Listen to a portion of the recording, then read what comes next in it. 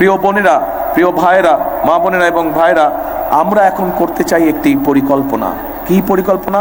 আপনারা হয়তো এরই মধ্যে শুনেছেন একটি নাম, সেই নামটি হচ্ছে ফ্যামিলি কার্ড। শুনেছেন নামটা? হ্যাঁ।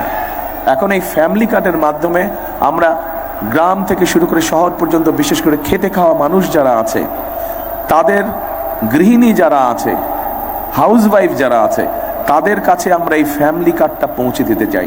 এবং এই ফ্যামিলি কার্ডটার মাধ্যমে তাদেরকে আমরা প্রতি মাসে 7 থেকে 10 দিনের একটা সহায়তা, হয় নগদ অর্থ অথবা প্রয়োজনীয় যে খাদ্যশস্য, সেরকম কতগুলো খাদ্যপণ্য আমরা তাদেরকে দিব। আপনারা কি মনে করেন যে মাসে সপ্তাহ কয়টা? 4টা সপ্তাহ, 4টা। 4 সপ্তাহের মধ্যে যদি অন্তত 5 দিন বা 7 দিনের একটা সাপোর্ট যদি এই খেটে খাওয়া মানুষের পরিবারগুলোকে দেওয়া যায়, তাহলে কি তাদের উপকার হবে?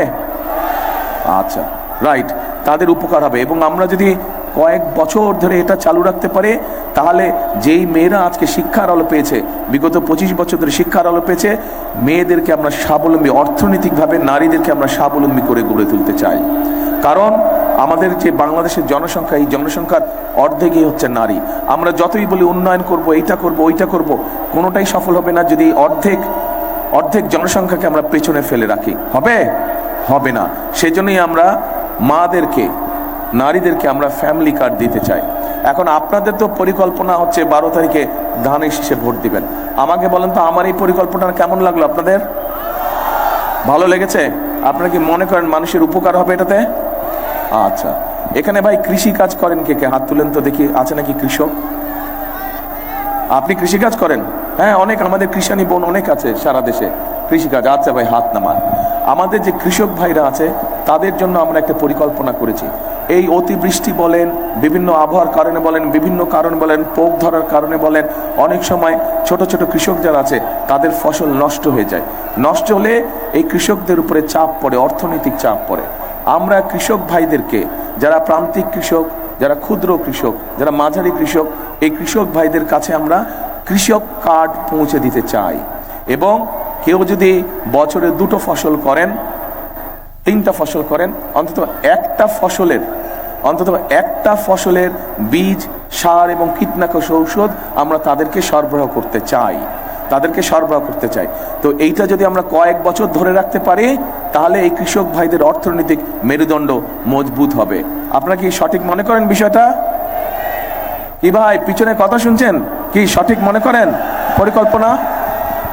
আমার তো এগুলা পরিকল্পনা। আপনাদের পরিকল্পনা কি 12 তারিখে? ধানের শীষ। এখন আপনাদের এই এলাকায় একটি বিরাট সমস্যা ছিল বিগত 15-16 বছর ধরে। আইন শৃঙ্খলার পরিস্থিতি অনেক খারাপ ছিল, সাধারণ মানুষ নিরাপদ থাকতে পারত না, এইটি একটি সমস্যা ছিল। আরেকটি, বহু মানুষ, সাধারণ মানুষ সহ আমাদের দলের সহ অন্যান্য রাজনৈতিক দলের নেতাকর্মীদের উপর অত্যাচার, নির্যাতন করেছে। কেউ নিরাপদ ছিল না। এর বাড়ি দখল করে নিয়েছে, ওর সম্পত্তি দখল করে নিয়েছে, ওর দোকানপাট, ব্যবসা বাণিজ্য দখল করে নিয়েছে। হয়েছে না এগুলা কাণ্ড আপনাদের এলাকায়? আচ্ছা, আমরা এটার বিরুদ্ধে কঠোর হতে চাচ্ছি। যে সন্ত্রাসী হোক, অপরাধী হোক, সে যেই দলেরই হবে না কেন, তার বিরুদ্ধে আমরা দেশের আইন অনুযায়ী ব্যবস্থা নিতে চাইছি। এতে কি আপনাদের উপকার হবে? ইনশাআল্লাহ। মা বোনেরা যাতে নিরাপদে রাস্তায় হাঁটতে পারেন, ক্ষুদ্র মাঝারি বিভিন্ন ধরনের ব্যবসায়ীরা যাতে নিরাপদে ব্যবসা করতে পারেন, মানুষজন যাতে নিরাপদে রাতে ঘুমাতে পারে, আমাদের প্রচেষ্টা থাকবে সেই ব্যবস্থাটাকে নিশ্চিত করার জন্য।